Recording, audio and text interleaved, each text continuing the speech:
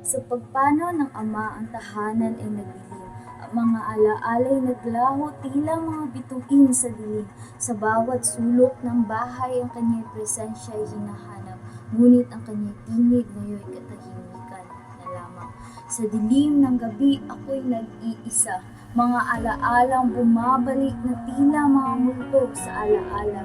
Mga ngiti at tawang alingaw-ngaw na lamang buong araw. Sa bawat sandali, puso'y nagdurusa, walang pag-asa. Sa bawat umaga, ako'y nagigising, ngunit ang puso'y tila walang sigla, walang ningning. Ang mga araw ay tila paulit-ulit, walang pagbabago, walang pag-asa, walang init. Sa bawat hakbang ako'y naliligaw, sa landas ng buhay ako'y nag-aalangan. Ang mga pangarap ko'y tila naglaho, sa bawat pagsubok ako'y natatalo.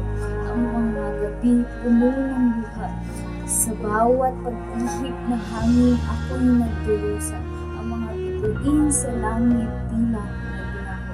Sa dilim ng gabi ako'y nag-iisa, walang kasama. Isang liwanag biglang sumira, isang kamay ang inabot, ako'y inilalaya. Sa kanyang mga mata nakita ko ang pag-asa.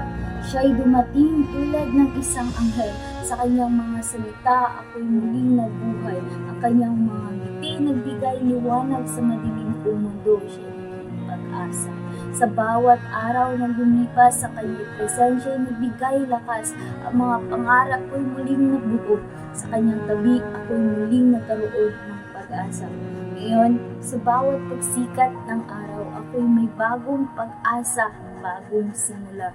Sa kanyang pagmamahal, ako'y bumangon.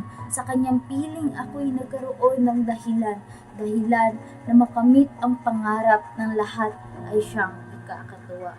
Yun lamang po at maraming salamat.